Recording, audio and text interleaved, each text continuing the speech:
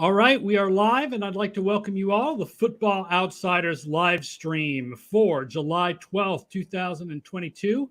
I am Aaron Schatz, the Editor-in-Chief of Football Outsiders, joined today by Dan Pizzuta, who wrote the Houston and Tennessee chapters for the new Football Outsiders 2022 Almanac, and Tom Gower, our resident Tennessee Titans expert. So yes, it is Almanac Day, everybody. Today is the day we've dropped the Almanac into the wild. You can go to the site now and download it at footballoutsiders.com. The PDF and the online chapters are both available.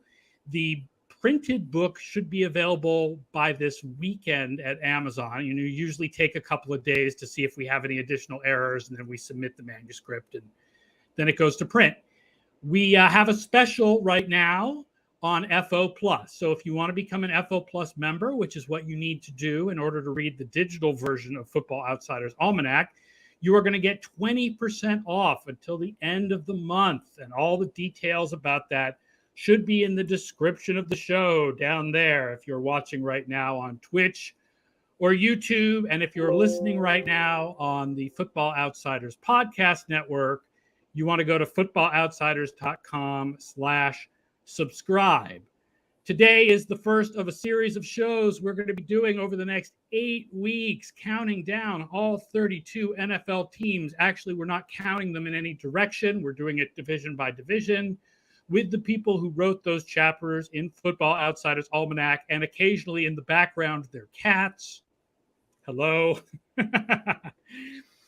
So, let's start with the Tennessee Titans as the first team we are going to cover. As I said, Dan Pizzuta wrote the Tennessee Titans chapter. You also know him from Sharp Football Stats and for Smart Stuff on Twitter. Tom Gower is our resident Titans expert.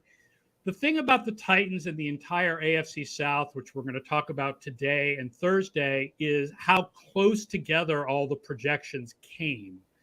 The three of the teams had an average of 7.9 wins in the simulations, and the other team was at 7.7. So we actually, even though last year, as far as actual wins go, the Titans were way out ahead and the Jaguars were way behind, we have the teams a lot closer together for this year.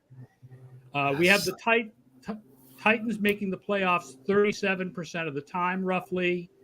They're projected as the 19th best team, better on defense than on offense, sort of an average schedule. So, Dan, you wrote the chapter. Tell me a little bit about the sort of thrust of what you wrote about the Tennessee Titans in Football Outsiders Almanac 2022. Yeah, it was real interesting because I feel like the Titans, we kind of talked about it all year last year, that the Titans probably weren't as good of a team as, they seemed, at least record wise, especially when you look at what they were, the 1 seed in the AFC. And it kind of seems like they sat back a little bit and went, yeah, we probably weren't as good as that record said we were. And in a year where all of the AFC teams decided they were going to go all in and push to contend in either, 2022 and beyond, the Titans kind of said, maybe let's pull back a little bit. We're still going to try to win. We still have a pretty veteran roster. We have some young guys who are developing, but let's also give us some pivot points. Let's not extend or restructure Ryan Tannehill again to push more money into the future. Let's not extend or restructure Derrick Henry to push more of that money into the future. Let's trade AJ Brown, get a rookie deal, wide receiver in there. So they gave themselves a lot of points where they can, if they're not as good as maybe they might think, or if the AFC South is a little closer, they have some room to kind of move to the future as early as 2023. So 2022 kind of seems like a wait and see kind of year for them. Yeah, which I mean is weird for a team coming off the number 1 seed. But like you said, we didn't think, we said it so many times last year. They were the worst ever number 1 seed by DVOA. I believe they were the worst ever number 1 or number 2 seed ever by DVOA. Right. So they were not as good as their win-loss record. On the other hand, this division is not strong. It's still there for the taking. They're still very much in it. Our numbers may have them not, with like a 50% chance of making the playoffs. We have them very close with the Colts and surprisingly, you're going to learn the Houston Texans. But, they're still very much in this to make the playoffs in 2022. Looking at it from a sort of like a team building perspective, it's an interesting strategy because general manager John Robinson has always focused on maximizing the current season. And yet last year with the Julio Jones trade and the cap restructures was really the first time he'd sacrificed future assets. And now he's sort of like sacrificing present assets, except maybe I think part of the motivation behind the A.J. Brown trade was they were worried about how productive Brown would be this season in particular if they didn't pay him the money. So this is sort of like, it feels to me almost more like contingent planning as opposed to a design of not trying to maximize this year's team. So I sort of have a different, more local perspective on it. But it's sort of like, and the division is still weak, and they figure like, we'll be as good as we can be this season. I think they still really believe in themselves as a team and their defined style. One of the things you wrote about in the chapter, Dan, is even after Derrick Henry went hurt, they still ran the ball just as much, even though they weren't as effective at it. And I think that really speaks to a commitment to their particular identity. And I mean, I'm sure we'll talk about this more when we get to the Houston chapter in a little bit, but this is a team that believes very strongly in their identity, and they're very committed to it, and it means a lot to them, and they think it gives them something that our numbers aren't capturing, which is why they got the number 1 seed last year, just notwithstanding all the things we said about them. Right, and I think that's part of it, where this is still a good roster, but I think they didn't want to pull like a New Orleans Saints, right? Where they're going to really trap themselves into this roster and push everything down that they, potentially could have. So they still have the roster that they have, and they like it, but they're able to kind of spread some things for the future. Like talked about, the Malik Willis, you're not banking on a 3rd round pick to become your next, quarterback of the future, but they have that option now, which is something they didn't really give themselves last year.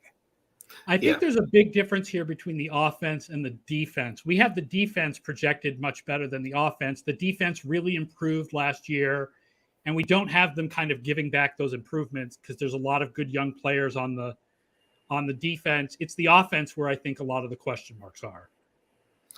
Yeah, and I think the biggest surprise, we had them, as Titans fans will like to remind you, projected as the worst defense in the league last year. They were 32nd in our projections in last year's Almanac. And I think part of that was, I'd characterize it as more they were really likely to be bad as opposed to we thought they'd be really bad, because that projection was still better than they had been in 2020. But I think what really surprised me the most last year was about how the defensive coaching was much better than we expected. And a more backward-looking version of the Almanac, I think that's something really worth highlighting about, is that you mentioned this a little bit in the Elijah Molden write-up, where he really improved from week 6. But, they started out with him as a slot corner. He got burned vertically for touchdowns in both week 1 and week 2. And then they basically benched him for a couple of weeks. And they basically completely changed how they played defense when they came back. And that was a sort of flexibility that we hadn't seen from them in previous seasons, where, 2020 in particular, where they had the worst 3rd down conversion rate of any team in the last 30 years. And they basically decided, we'll just play the same way pretty much all season, minus some minor game-to-game tweaking. And I think that sort of adaptability they showed last year is the key to that 9th overall defensive projection, even notwithstanding maybe a full healthy season of Bud Dupree now that he's no longer coming off a torn ACL, and with Jeffrey Simmons making the leap as a pass rusher last season. That was one of the things that you highlighted in the chapter, Dan, and I think that's really was, ESPN just did their rankings, and Simmons was the 2nd best interior defensive lineman in the league behind Aaron Donald. And he was still a really good player in 2020, but that jump as a pass rusher is the thing that we're waiting to see from him, and that, we thought he had the potential to do, but, we've seen a bunch of players who have the potential to do things like that never actually make that leap. Yeah, that's where the youth is on this team too. So that's where I think we're kind of expecting them to develop. When, you look on the offensive side of the ball, it's a fairly old Brian Tannehill. It's a fairly old for a running back and coming off an injury, Derrick Henry. So that's where they're getting older. On the defensive side of the ball, that's where a lot of their youth and promise is. I mean, Kevin Byard's like the veteran there, but he's, been one of the better safeties in the league. You add, Amani Hooker next to him. Christian Fulton had a really nice season. I know some of the, the playoff kind of sticks with the recency bias in our head where it wasn't the greatest matchup, but he had a really good season. So like that's where we, continue and I think can see it develop. And like you said, some of the pivot points they had just in the season, they kind of, with Mike Vrabel were very, single high and, stacked box heavy when he was running the defense. And now this past season, they ran a lot of too high. They had light boxes a lot more often than you would think. They were top 5 in the rate of light boxes. I think it helps when you have, Zach Cunningham, you can play the run. I mean, that's pretty much all he does at this point. But I think like that's that adaptability and the youth, and they can move some pieces around. That's where the defense is really the bright spot. Bill Houston in the comments says that it seems like FO is projecting parity ruling the league in 2022 because there was not the disparity in wins he was expecting between, for example, the Falcons and Bills. And yeah, like it was a surprise when I did all the projections that our projections came, the DVOA projections, the highs were not as high as usual. The lows were not as low as usual. And that means when it comes to the win-loss projections, the same thing's going to happen. The high are not as high as usual. The lows are not as low as usual. It doesn't mean that I don't think some team can go 14-3. I think that our knowledge of which team it is that's going to go 14-3 is shakier than we think it is. And that really comes across in the AFC South, where we have the 4 teams really tightly grouped together in our projections, thanks in part to the fact that the teams that are slightly lower in their projection have the slightly easier schedules. So it ends up kind of all averaging out. Talking about the Titans on offense, to me, I think a big question here is what Ryan Tannehill is going to be. Tannehill was terrible in our numbers last year. Now, I realize our numbers have him much worse than other numbers. The main reason for that is the differentiation between pass and run, because he was very good running the ball. And in fact, has been really good, efficient running the ball the last few years. But passing, he was something like 27th in DVOA. And of course, the explanation for that is, well, look at all the games that he didn't have A.J. Brown and Julio Jones, except that this year, that's all the games. Right. Yeah. I think the Titans kind of had that. They had the right idea, because when Julio Jones and A.J. Brown were on the field together, that offense was pretty good. But it wasn't a lot of snaps. And it's like you said, it's going to be 0 this year. I think the one thing that stood out for me on Tannehill was that he's always been someone who's really been impacted by pressure. And he was one of the worst quarterbacks by DVOA under pressure this year. His gap last year was even bigger between pressure and not pressure. But the concerning thing is his DVOA without pressure has gone down in each of the past 3 seasons. So if he has that big of a gap with pressure and not pressured, and the unpressured performance isn't as high as it once was, that's kind of concerning of where you're going to be going, like this type of quarterback who, needs, all the needs to be, schemed up. He's one of those guys who can do really well off play action. That's kind of what the entire offense was built off of, the in-breakers off play action. So if that's not going to be as good in the ideal circumstances, then you kind of have to worry, especially with an offensive line that we don't really know how good it's going to be coming into the year. And you mentioned how old the offense was, and it's basically you look almost everywhere. They're trying last season in particular, everybody other than Julio Jones and right guard Nate Davis is older for the position. I think they're really making this. This is just the way it's worked out, more than intentional plan, I think. But it's sort of like they're slowly changing the players from the 2019 to 21 peak to whatever the next era of the Titans is going to be. So I don't think so. This goes into what you're talking about with what they were sort of like trying to do this year, and they're sort of like feels like a maintenance year almost, but they're still the best team in the division. Now, what I would wonder is if you're the Colts or the Titans as a team, and you see our projections have the AFC South as tighter than I would say conventional wisdom probably has it, does this affect your thinking at all? Well, no, because you've got the players you've got now. So you're going into the season trying to win this division. And we're saying that the division is there for any team to take. So it's not like the Titans and the Colts are going to not try to win it. We say the Titans and the Colts still have a strong chance to win it. I think if you had seen our projections 3 or 4 months ago, maybe it changes what you do. But then that sort of goes with what Dan is saying. Like, if you saw our projections where we didn't have the Titans way ahead of everybody else, what you would do is what the Titans actually did, which is trade A.J. Brown and get a rookie wide receiver instead. So.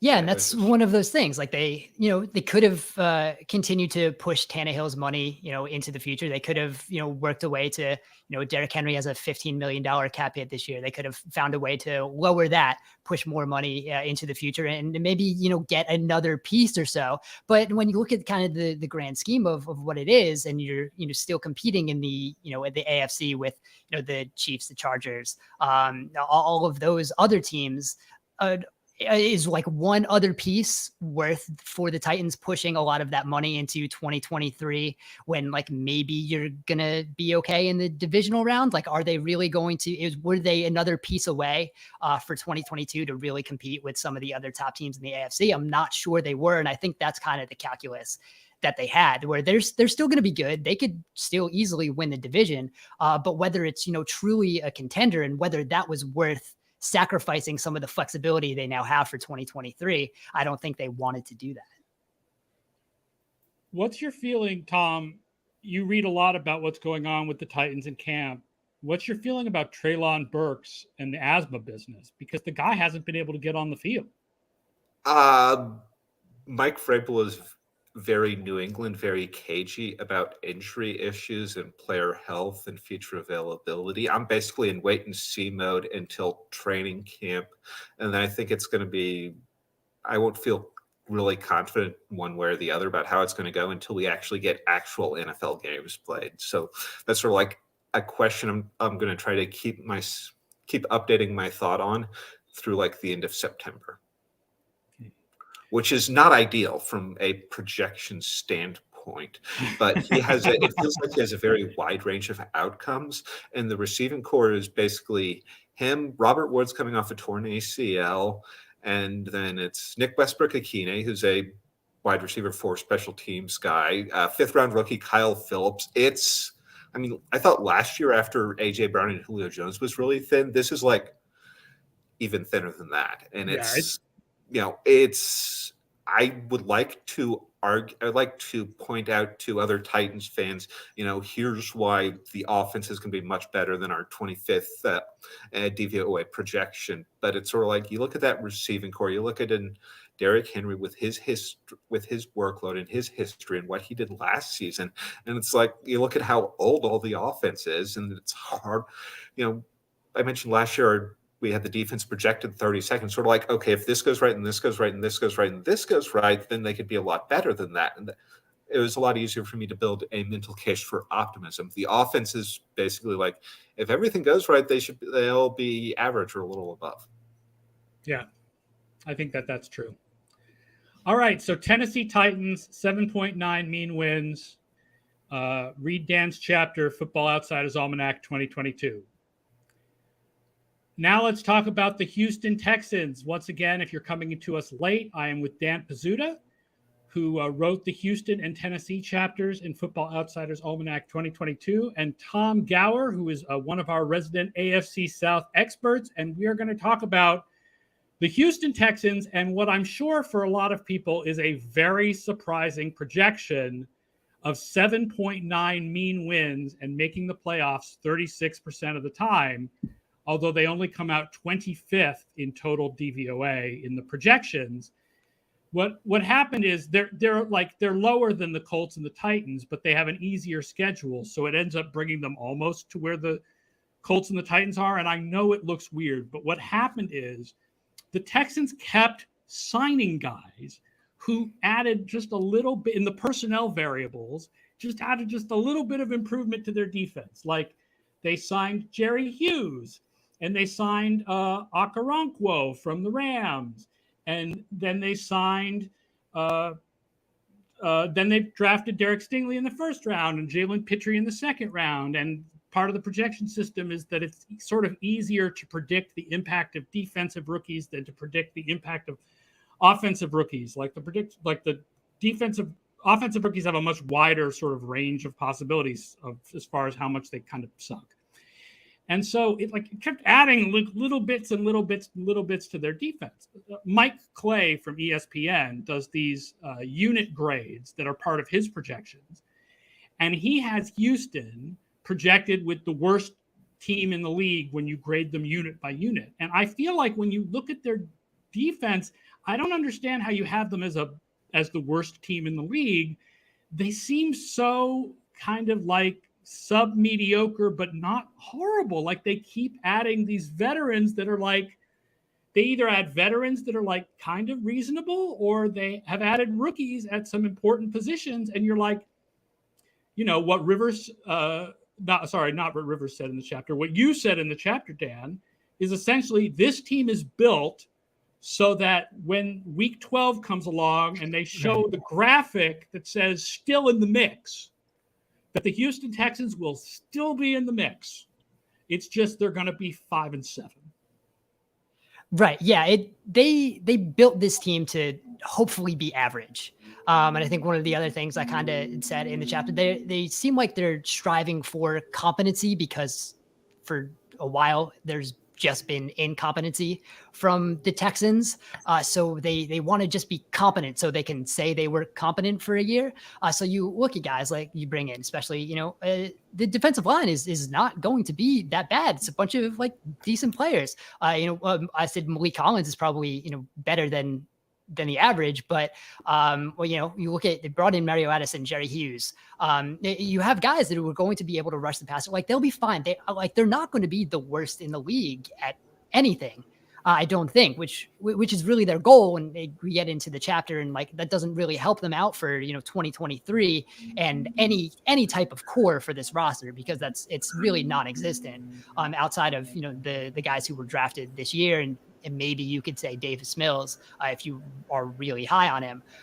So there's really no core to build off of in future years, but this team is very well built to be okay in 2022.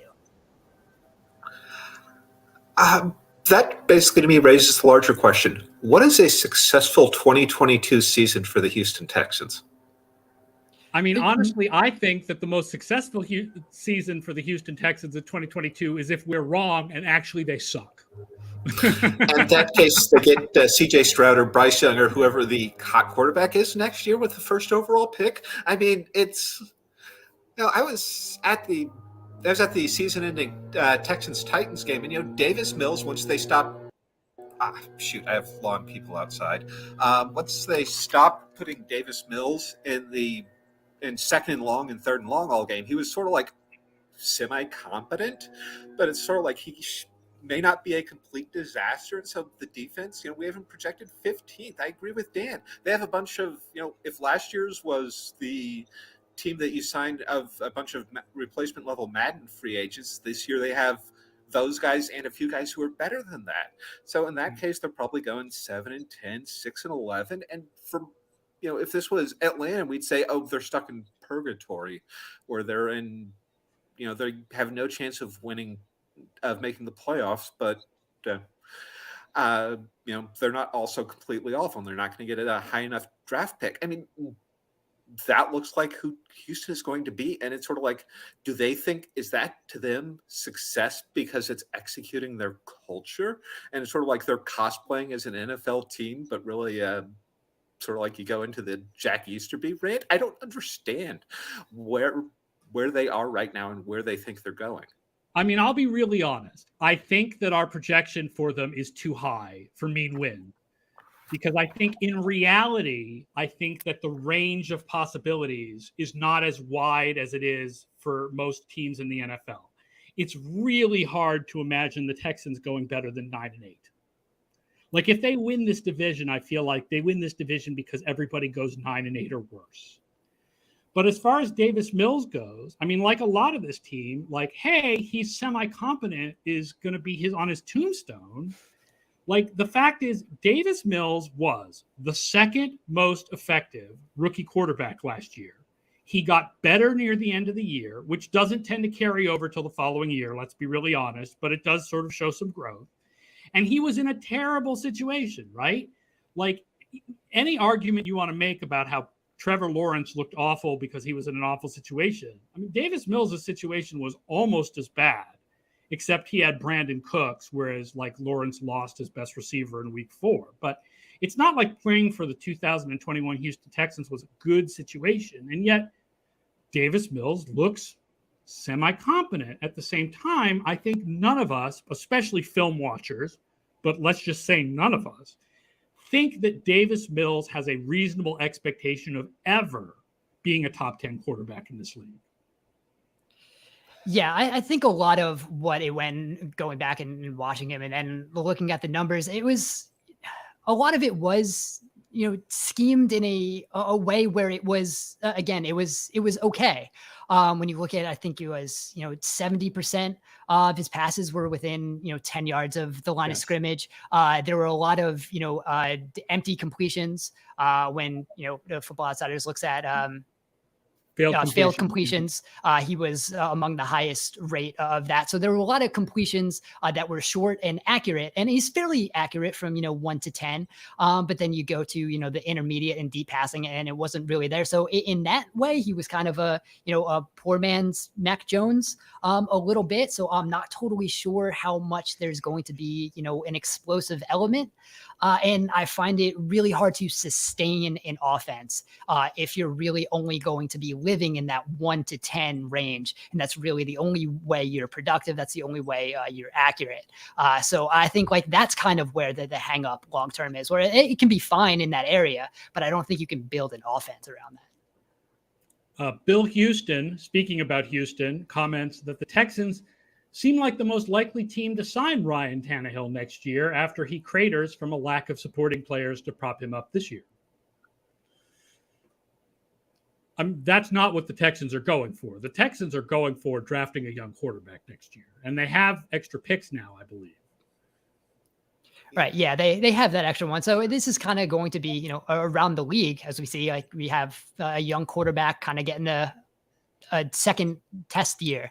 It's the same thing with a lot of these teams around the league have kind of added that second first round pick, and the quarterback in place has a year to maybe prove themselves. So, I mean, I think, the Texans are going to probably under Pep Hamilton run a little more, 12. There's going to be some heavier personnel sets. It's probably going to be a little more play action. I wrote in the book that, and I heard you talking with Derrick Klassen last week when you were talking about the quarterbacks. Like Davis Mills was actually pretty good outside the pocket. He's not a guy you really want outside the pocket like too often. But if you can maybe control him, make him like one of those boot play action guys, make him, put him in the Tannehill, Kirk Cousins mode. Maybe that's your best case scenario for Davis Mills. Maybe that helps them a little bit. And I think like that's kind of what they're going to be playing around with this year.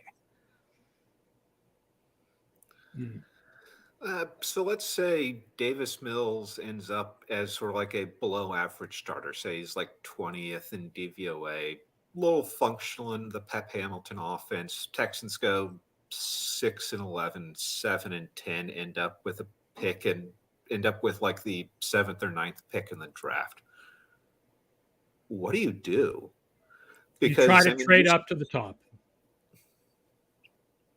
Yeah, I think that's probably, what you should do. But that's kind of what the Texans are setting themselves up to do, right? They're not trying to organically get that top pick where they could just say, all right, we're going to take this guy. They're setting themselves up for, maybe the 6 or 7 wins where they're going to be in that place, and they have to use that extra first round pick to trade up. And that just kind of seems like, what happens if they're average? And that kind of seems like, if that's around where the projections have them here. And that's kind of, it seems like what they're setting up to do. It just, in the long term, kind of seems like it's not the greatest way to move forward into 2023, but they can say, hey, we improved in 2022. And I think this kind of just entire Texans organization feels like they need that at this point. And that's just kind of why they built it this way.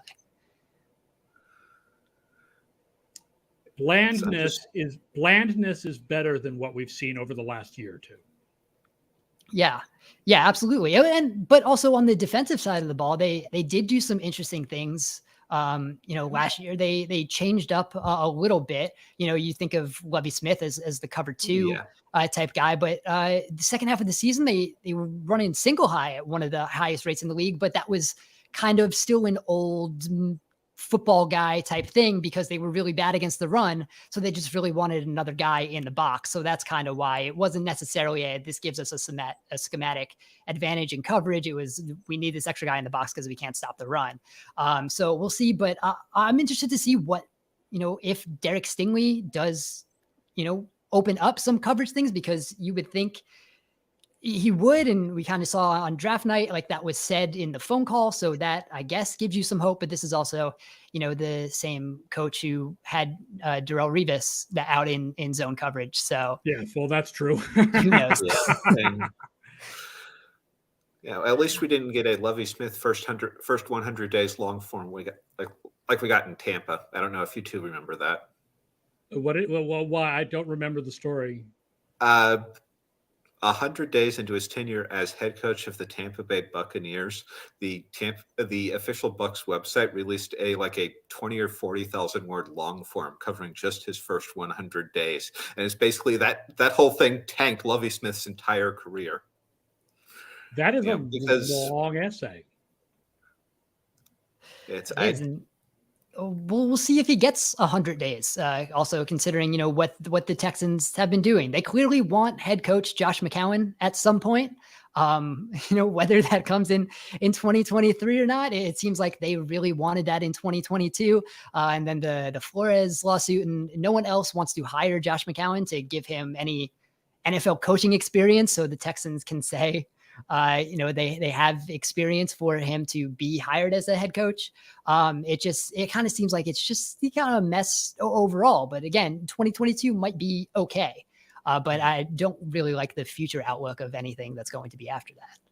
And that's the thing. If they want to really hire Josh McCown as head coach in 2023, just keep with your same replacement level veterans, go all in on Davis Mills, and then then he's bad and you end up 2-15, you get a high pick. You say, okay, Lovey's not the direction we need to go. We're going to do something completely different.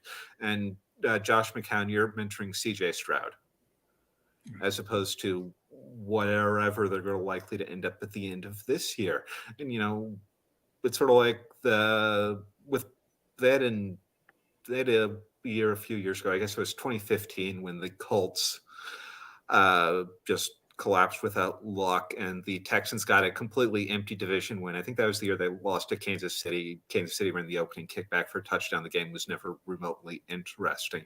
And sort of like this was success of a sort, but it's not the sort of success we wanted. We're completely resetting off of that. And I don't know what they're going to do if in a thin division they get that sort of good fortune again and they get the playoffs, and sort of like, I don't see what it's. Seems like I'm on the same note, but I'm just completely struggling with what success in 2022 and beyond is to the Houston Texans. It is absolutely possible that they do that. Now, I think that our projections have them too high, but I do think our projections are sending a message about how this team is much more mediocre than they are bad. I don't think they're going to win this division, but there is a chance that they go 9-8 and sneak away with a bad division, in which case, are they going to drink their own Kool-Aid after that and think they're a team on the rise, or will they be smart about it and realize, first of all, that they need a quarterback, like a real quarterback, and and that they need to continue to build for the future. It's weird. At least it's a little bit more entertaining than last year, which was just a complete nightmare. Yeah, and it's, I think about that as, could Davis Mills in real structure be basically like what rookie Jared Goff was, minus the Rams' offensive and defensive superstars? I mean, I don't think Mills will be that bad. I know it's, I think it was Ben Muth who said he's basically a jugs machine. That was, I think, what he said about Goff, that if you point him in the right direction, that he'll like throw it to the right place, but like you have to point him in the right direction.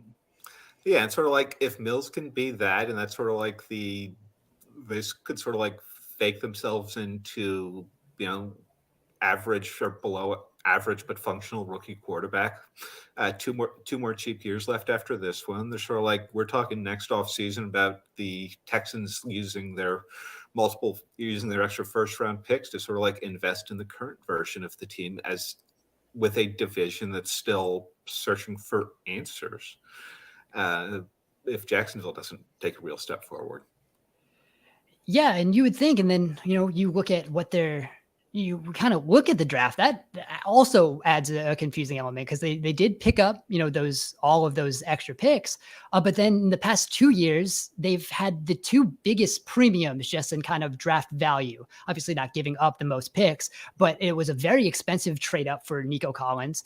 They had a even more expensive trade up for John Mechie this year. So there's still a team that is still willing to give away a lot of draft capital to get their guys in like the second, third round. And that's not exactly what you would be wanting from a rebuilding team either. This team would be much better with, multiple third rounder, third, fourth, and fifths. That's what this team, again, should be doing, but they're still very confident in their guys, even though they're picking up some of these extra picks. And they're paying a lot too. It's not like they're just moving up in the draft. They're paying more relative to the pick they're getting than just about anyone. And that was 2 years in a row.